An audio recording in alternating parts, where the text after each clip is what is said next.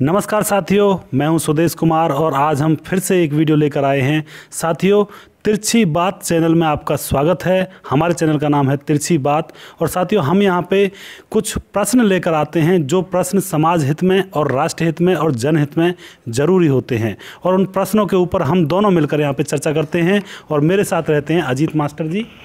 नमस्कार दोस्तों। मेरी तरफ से भी सभी भाइयों को राम राम। और अब हम यहाँ पे आज हम प्रश्न लेके आए हैं, उन प्रश्नों के ऊपर थोड़ी सी यहाँ पे चर्चा करेंगे। साथियों, अगर आपको वीडियो अच्छा लगता है तो इस वीडियो को लाइक करिएगा, शेयर करिएगा और हो सके तो हमारे चैनल को भी सब्सक्राइब करिएगा, क्योंकि आप जब हमारा साथ दोगे तो हमारी हिम्मत भी और ज़्यादा बढ़ेगी। तो प्रश्न है अजीत मास्टर जी, जब कभी भी स्वदेशी चीज़ें अपनाने की बात होती है तो कुछ लोग कुतर्क क्यों करते हैं? कुछ लोग कुतर्क करने लगते हैं ना, उसमें से बातें निकालने लगते हैं कि क्यों अपनाएं, क्या ये कारण वो कारण, 100 कारण बता देते हैं, 100 रीज़न बता देते हैं। तो इसका मेन कारण क्या है आपके अनुसार? मेरे विचार से तो ये जो पार्टीबाजी है वो ज़्यादा करते हैं। जैसे कि बीजेपी सरकार है देश में आज, उत्तर से मतलब ज़्यादातर बहुमत उसका है, तो सरकार तो उसी की, केंद्र सरकार है उसी। तो बीजेपी वाले कहते हैं कि स्वदेशी अपनाओ, मोदी साहब कहते हैं कि स्वदेशी अपनाओ, इससे लोगों को रोज़गार मिलेगा और अपने मतलब देश समृद्ध होगा, अर्थव्यवस्था सुधरेगी। लेकिन जो दूसरी वाली विरोध वाली पार्टी है, जो विपक्ष वाले हैं, उसके कोई भी है, बहुत सारी जो पार्टी है विपक्ष में हैं, वे समझते हैं कि इससे मोदी मतलब ये है कि अपनी वो रो बना रहा है कि आगे से बहुमत से मैं ही आऊँ और मेरा ही राज रहे। लेकिन जो सही बात वो सही की जाएगी, या ये हमें ये नहीं है कि बीजेपी के समर्थन करें या किसी और करें, इससे कोई मतलब नहीं है। लेकिन जो बात जायज़ है वो कही जाएगी। इसमें स्वदेशी तो ये है कि कोई भी काम बंदा है अपने स्वदेशी चीज़ को अपनाएगा। जैसे कि हम दिए कुम्हार से लें तो उसका भी पेट, बच्चों का पेट भरेगा और हमारा भी। और भी कोई जैसे गन्ने का जूस है, हम गन्ने का जूस पीएंगे तो उसका भी भला होगा और हमारे भी होगा, ठीक है। लेकिन जब हम मतलब विदेशी कंपनी हमारे देश में आकर रोज़गार चला रही हैं, जैसे कि पेप्सी की आ गई, दारू की आ गई और कितने कितने आइटम हैं, आप भी जानते हो, लिखी रही है made in China, made in Japan, made in फलाना, मेड इन ऑस्ट्रेलिया। ज़रूरी है अपने देश की बनी हुई चीज़ें में प्रयोग करो। उससे क्या है कि हमारी जो अर्थव्यवस्था है, दूसरे देश में ना तो टैक्स जाएगा, ना तो टैक्स जाएगा, ना उनकी इनकम बनेगी। जो उनकी आबादी है हमारे देश में तो जो कमा कर ले जा रहे हैं, अब तुम खुद देखो कि हमारे देश की जनता है अपने देश छोड़कर दूसरे देश को प्रयोग कर रही है। ज़्यादातर मोबाइल फ़ोन पाएंगे चाइना के, पाएंगे जापान के, पाएंगे कोई भी चीज़ उठा ले, खाद बीज जो कुछ भी, बस कहाँ को बने हो रहे वहाँ को एक्सपायर डेट इतनी, अपनी चीज़ें ना मिलेंगे। अपनी चीज़ में वे समझें, ये अपनी बेइज्जती समझें, मतलब हाँ बेइज्जती समझें, मतलब हाँ प्रयोग करने में तो बेइज्जती समझते हैं। यानी कोई ये कहेगा कि देसी चीज़ें अपना रहे हैं, देसी चीज़ों में मतलब अपनी बेइज्जती समझते हैं। और साथियों, देसी चीज़ें अपनाने से कोई नुकसान नहीं होता है। कुछ लोग कुतर्क करते हैं, ये सारी चीज़ें एक तरह से कोई पार्टीबाजी की होती हैं, यानी कि किसी दूसरे इंसान की बात को गलत करना होता है। लेकिन आप ही बताइए, अपने देश की बनी हुई चीज़ों को अपनाने से क्या नुकसान हो सकता है? अगर आप अपनी देश की बनी हुई चीज़ों को अपनाएंगे तो जो हमारे देश के रोज़गार हैं, जो छोटे छोटे रोज़गार हैं जो बंद होने की कगार पर हैं, वो चालू हो जाएंगे। वो चालू होंगे तो गरीब लोगों का पेट भरेगा और गरीबी देश में से कम ही होगी, ना कि बढ़ेगी। लेकिन हम स्वदेशी चीज़ों को नहीं अपनाते हैं, विदेश की कंपनियों पर डिपेंड होते हैं। क्यों? क्योंकि हमें सिर्फ एक तो विपक्ष का विरोध करना होता है, और दूसरा जो विदेशी कंपनियां यहाँ पे आती हैं उसका हमें कोई लाभ भी नहीं होता है, क्योंकि वो सारी कंपनियां यहाँ से कमा कर पैसा अपने देश ले जाती हैं। उसमें हमारा क्या बेनिफिट? तो हम यही कहेंगे कि अपनी देश की चीज़ें अपनाएं। और दूसरी बात ये कि जो विपक्ष वाले जो करते हैं वो ये कि आपने देखे होगा कि खरबूजा देख कर खरबूजा रंग बदलता है, मतलब दूसरे के प्रगति में मतलब सहायक ना आए, रुकावट है कि सोचे कि मतलब भाई यही काम है, या कर रहे हैं ये आप लोग इस काम कर रहे हैं, क्यों कर रहे हैं, यूँ काम याद ना करना चाहिए, या लाइक यू है ना, उल्टो उसके मनोबल गिराएंगे। बढ़ाने की तो बहुत बड़ी बात है, गिराएंगे, बल यू या काम लायक है ही ना, या काम कैसे कर सके, यूँ भी एक कारण है। विपक्ष का मतलब यूँ है कि कोई भी मुद्दा उठाएं तो विपक्ष में तो कोई ना कोई तर्क निकालेंगे ही। सही बात है। कोई तर्क जो निकाले, विपक्षी पार्टी निकाले, जिन्हें मतलब ये स्वादिष्ट प्यार ना है। ये तो कहावत में भी है कि भरा नहीं जो भावों से, बहती जिसमें रसधार नहीं, हृदय नहीं वो पत्थर जिसमें स्वदेश का प्यार नहीं।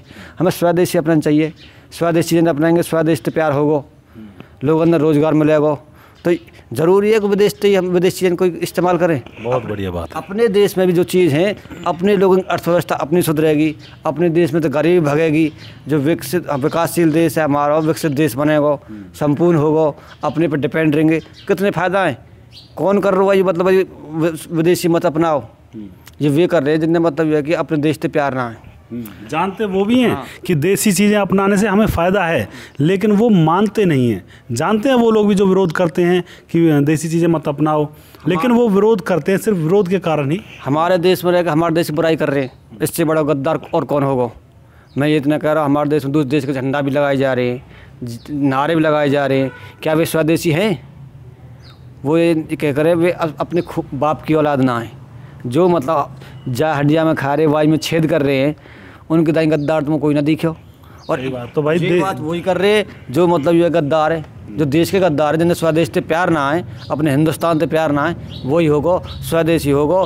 किसी भी पार्टी में होगा, मैं ये ना कह रहा हूँ कि कांग्रेस पार्टी में हो जाए स्वदेशी हो, लेकिन वो अपनी देशी स्वदेशी चीज़ को बुराई ना करे, वो स्वदेशी अपनावेगा, स्वदेश समर्थन करेगा, मतलब अपनाओ, इनसे अपने रोजगार मिलेगा, देश की अर्थव्यवस्था बढ़ेगी और कई काम बढ़ेंगे। बहुत ही बढ़िया जवाब दिया अजीत मास्टर जी ने, और हम भी यही समर्थन करते हैं कि सभी लोग अपने देश की चीज़ों को अपनाएं, अपने देश की तरक्की में बाधा ना बने, अपने देश की तरक्की में योगदान दें, अपने देश की चीज़ों को अपनाएं। गरीब जो छोटे तबके के जो रोज़गार हैं उनको भी बढ़ावा मिलेगा और गरीबों के पेट में रोटी पड़ेगी। तो ये बहुत ही अच्छी बात है कि अपने देश की चीज़ों को अपनाएं, विदेशी चीज़ों का जहाँ तक हो सके परित्याग करें। अब अगला प्रश्न मैं आपसे करता हूँ अजीत मास्टर जी। अगला प्रश्न है, लोग कहते थे कि गांव में रहोगे तो भूखे मर जाओगे, लेकिन आज सभी लोग गांव में आ रहे हैं। ये बीमारी जो चली हुई है कोरोना की, तो शहरों में तो उनका ठिकाना रहा नहीं, क्योंकि वहाँ पे तो कुछ है नहीं। आज फिर वो जब भूखे मर रहे हैं तो वो गांव में ही आ रहे हैं, लेकिन लोग कहते थे कि गांव में रहेगा तो भूखा मर जाएगा। तो ये कहावत कहाँ तक सिद्ध होती है, सही है? ये जो कहावत है, ये कहावत नहीं है बोले कि कैसे कहते हैं वैसे, मतलब बगल में छोरा गांव में ठुठुरा। गांव वाले ही किसी पे डिपेंड नहीं हैं, बल्कि शहर वाले ही गांव पे डिपेंड हैं, क्योंकि फल जितने भी फल हैं ये गांव से जा रहे हैं शहर में, सब्जी गांव में उगाई जा रही है शहर में, दूध से बनी हुई, दूध से हम कितने प्रकार के व्यंजन बना रहे हैं, मिठाई बना रहे हैं, कहाँ से जा रही है? गाँव से जा रही है। और रही बात उसकी अन्न की, जो किसान है, ये तो है ना कि शहर में फैक्ट्री में कहीं में अन्न पैदा है रहा है, अन्न तो खेत में ही पैदा होगा, और किसान जो है ये गांव में ही है। तो गांव तो खुद डिपेंड है, स्वच्छ हवा है, स्वच्छ वायु है। कह कौन रहे हुए? वो कह रहे हो जिसके कमानो खाना बस की नहीं है। गांव में तो इतना रोजगार है। पहले भी अपन देखो ग्रामीण क्षेत्र, पहले जुलाई वस्त्र बनावे, मोची जो पनाह बनाए करे, और जो कुम्हार है भी बर्तन बनावे। तो डिपेंडेंट कौन है? हम सेल्फ डिपेंडेंट हैं। पहले अपन देखे हो विकसित देश हमारा, अपन देखे भी अपने अतीत में जाकर देखे हो, हमने बहुत चीज़ देख रखी है, इतने बड़े हम भी ना हो, बड़े बूढ़े ने पूछ कर देखे हो कि गांव वाले किसी पे डिपेंड ना है, बल्कि शहर वाले ही गांव पे डिपेंड है। ऐसी कोई चीज़ बता दो कि आप ही लगा लो अपने अंदाज, तुम शहर कितनी बार जा रहे हो, कोई निजी काम होगा, थाने तहसील कोई वैसा काम तो मान ली, और नहीं तो शहर वाले क्या है कि अगर आपस में लड़ाई बैठ गई, कबाड़ ने बंद कर लेंगे, कच भी हो कर पीछे थे। गांव में तो भाईचारे की भावना है, इकट्ठा बैठ कर कोई बालक पिट रहा है, कोई काम है रो, तो कह देंगे भाई बचाओ। और मतलब ये कोई बड़ा सामूहिक काम है, अब भी बैठे तो सभा बैठ जाए।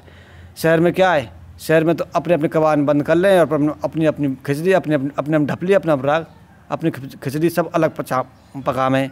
तो मेरे कहने का मतलब यूँ ही है कि गांव तो डिपेंड है अपने ऊपर, शहर ही उल्टो गांव पर डिपेंड है।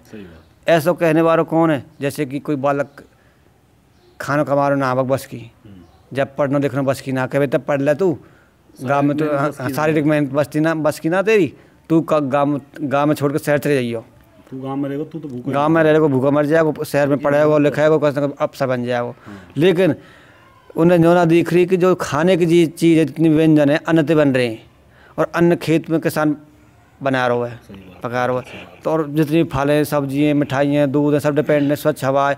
गाँव को आदमी सुखास बीमार ना पड़े वो, और शहर को गंदगी ढेर वहीं है, और मतलब ये कि कितनी प्रकार की गंदगी, लेटरिन वहीं, बाथरूम वहीं, सब चीज़ वहीं है, मैं ना कह रहा हूँ। और ज़्यादातर बीमारी कहाँ है? अस्पताल ज़्यादा शहर में भरे पड़े हैं, और गांव में स्वच्छ हवा है, स्वच्छ वातावरण है, गांव की होड़ तो किसी बना है। हाँ, गांव का रहन सहन भी, खान पीन भी सब बढ़िया शहर थे, बेस्ट है। और मतलब ये है कि मेरे विचार से तो गांव मतलब खुद डिपेंडेंट है, शहर पर कोई डिपेंडेंट ना है। जो गांव में आवेगो वो कभी भूखो ना मरेगो, बल्कि शहर में भूखों पर जरूर मर सके। तो साथियों, हम यहाँ पे चर्चा कर रहे थे गांव के ऊपर ही ज़्यादातर मोस्टली लोग डिपेंड होते हैं, क्योंकि साथियों भारत देश की जो रीढ़ की हड्डी है वो गांव ही हैं। आपको मालूम भी होगा, क्योंकि गांव अपने आप में डिपेंड होते हैं। पुराने टाइम में भी गांव अपने ऊपर ही डिपेंड होते थे। गांव में पीने के लिए कुआं होता है, खाने के लिए खेतों में अन्न हो जाता है, दूध दही घी का खाना खाते हैं, तो पशु पालते हैं लोग, तो वो अपने ऊपर ही डिपेंड होते हैं, यानी कि अपने आप ही पैदा करते हैं, अपने आप ही उनको चीज़ों को खर्च करते हैं। अगर कपड़े पहनने हैं तो कपड़े भी ऊन से बनाए जाते थे, पहले गांव में ही बनाए जाते थे। बर्तन हैं तो कुम्हार बर्तन बनाते थे, यानी गांव तो अपने आप में एक इंडस्ट्री है। फिर ये कहावत कही जाती है कि गांव में रहोगे तो भूखे मर जाओगे। ये कहावत बिल्कुल ही गलत है, क्योंकि अगर गांव में रहने से भूखे मरते तो आज शहरों के लोग गांव में नहीं आ रहे होते। गांव में रहने से भूखे मर जाओगे, इस तरह की बातें वो माँ बाप अपने बच्चों से कहते हैं जिनके बच्चे थोड़े से आलसी होते हैं, गाँव का कठिन परिश्रम नहीं कर सकते हैं। क्योंकि गाँव में खाने कमाने के लिए आपको कठिन परिश्रम करना होता है, मेहनत बहुत ज़्यादा करनी होती है। और शहर में खाने कमाने के लिए थोड़े से परिश्रम में काम चल जाता है, क्योंकि गाँव में खेती भी पैदा करते हैं, सर्दियों में गर्मियों में खेतों पर लगे रहते हैं, तो बहुत ज़्यादा परिश्रम करना पड़ता है। तो जिन माँ बाप के बच्चे थोड़े से आलसी होते हैं, तो वो माँ बाप अपने बच्चों से कहते हैं कि अगर तू गांव में रहा तो तू तो भूखा मर जाएगा, इसलिए तू पढ़ ले लिख ले, जिससे कि तू कहीं जाके ऑफिस में बैठ जाएगा, क्योंकि तू तेरे बस की मेहनत का काम तो है नहीं, इसलिए गाँव में रहेगा तो भूखा मर जाएगा। साथियों, ये जो कहावत थी कि गांव में रहोगे तो भूखे मर जाओगे, ये कहावत बिल्कुल ही गलत है। क्योंकि गांव में रहने से भूखे मरते तो आज शहरों में जो रह रहे थे उनकी भूखे मरने की नौबत आ गई है, इसलिए वो शहरों से गांव में पलायन कर रहे हैं, अपने पुराने घरों में आ रहे हैं। तो ये कहावत हमारे हिसाब से बिल्कुल ही गलत है। और गांव के लोगों में सहन शक्ति ज़्यादा है, सहनशील है। इसमें क्या है कि एसी में रहते हैं और हल्का भोजन करते हैं। यहाँ पे जो है दूध दही खाना है, मजबूत हड्डी है, लोगों की परिश्रम ज़्यादा करते हैं, मेहनत खेत में कसी चलाते हैं और शारीरिक वो करते हैं व्यायाम भी। तो मतलब ये है कि मेरा कहने का मतलब ये है कि गांव वाले हैं मेहनती आदमी, शहर वाले हल्के हल्के रहते हैं, उसमें शारीरिक काम नहीं होता। शहर वालों का खान पान भी थोड़ा अलग होता है गाँव वालों के खान पान से। गांव वालों का खान पान भी पौष्टिक होता है बिल्कुल, और शुद्ध होता है, दूध दही देसी घी का। तो साथियों, मुझे उम्मीद है आपको ये वीडियो पसंद आया होगा। हम यहाँ पे छोटी सी इन्फॉर्मेशन निकाल कर लाए थे, और आपको अगर ये वीडियो पसंद आया तो इस वीडियो को लाइक करिएगा, शेयर करिएगा, सब्सक्राइब करिएगा हमारे चैनल को। और नेक्स्ट वीडियो हम बहुत जल्दी लेकर आएंगे साथियों। तब तक के लिए जय लाल दास बाबा, धन्यवाद।